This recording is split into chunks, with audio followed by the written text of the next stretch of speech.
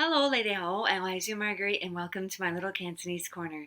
Today we're talking about la, and it is a redo video. The first video I put up had a mistake in it, so thank you so much to John for pointing that out. I've decided to take down that video, and I'm so sorry I had to do that because we had such great comments under the video, and you guys were so great to leave me so many wonderful messages, and thank you so much. But the mistake was pretty bad, so I really needed to take it down and redo it. So this is my take two on the la. So first, what I wanted to do is again show you the 1 cent note that I had found. This is from before 1997, and it was used to pay your utilities and things that you needed to pay that went down to an actual like 49 cents or 28 cents, because in Hong Kong the lowest coin we have is 10 cents. And so this kind of it's kind of weird, isn't it? It's just on paper, and literally you could print this yourself on a printer, but I don't know, you'd be pretty silly to counterfeit 1 cent, right? So there you have it. Okay, so on to the la. La is a particle. It comes at the end of a sentence. And again, because Cantonese is a tonal language, you can't change the inflection in your voice at the end of a sentence like we do in English, because if you do that, you'll be actually changing the word. So they use particles in part to express emotion and to get things across, like the first one. The la, high tone la, is what you will use if you want to put a bit of a command, a request, or a suggestion tone into your voice. So, for example, the first one is Fai di la. Fai di la means hurry up. Fai is fast. Di is more. So, Fai di means go faster or hurry up. And the la just gives it that emphasis of being more of a command. So, Fai di la is hurry up. Bei ngò la. The second one, 俾我啦. 俾我啦 is give it to me. Okay? You could say 俾我, right? 俾我, just that would be absolutely fine. 俾我啦 has more of that command tone to it. And I think I mentioned before, of my local friends, and if you guys have local friends as well, you probably notice that some of them are more comfortable or more expressive, and they use the expressive particles a lot more and with greater abandon than maybe friends that I have that aren't as expressive. I mean, they still, of course, use them because they're useful and a lot of times they're needed, but there's some that can be quite animated in their use of these particles. So, 俾我 is fine. 俾我啦 gives it more of that extra command kind of feel. So, I want to digress a little bit and talk about the 俾. 俾means to give. The use of it in Cantonese in your sentence structure is quite specific, because in English we could say, please give me $10.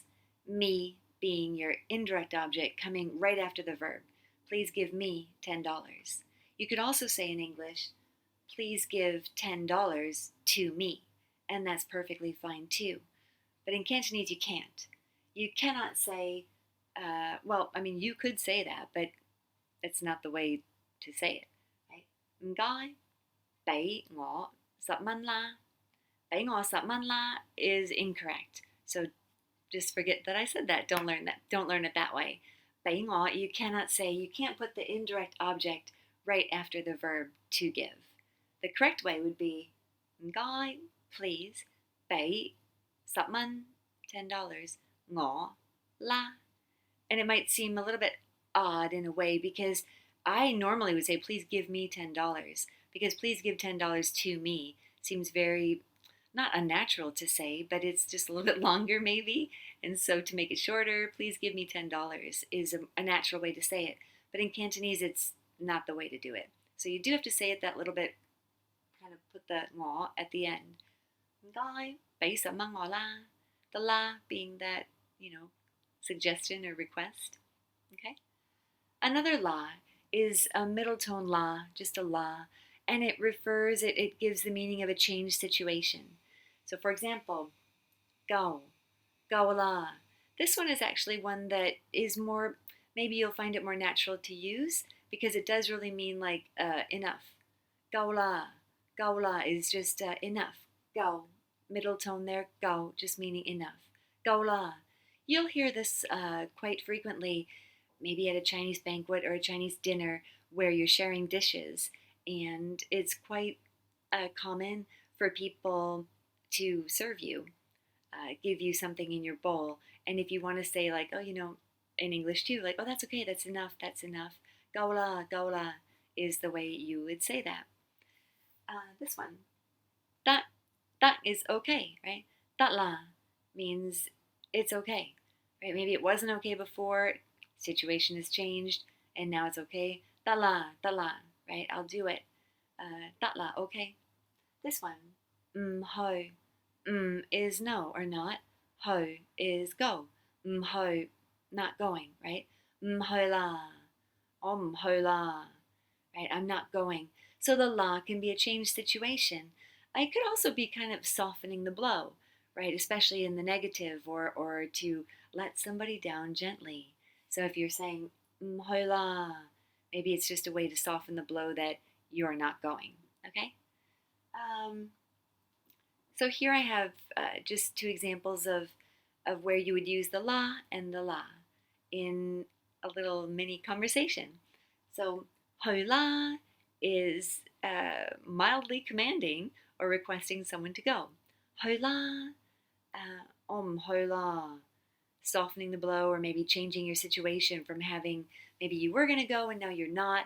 So you're saying ho la, just as a way to say I'm not going.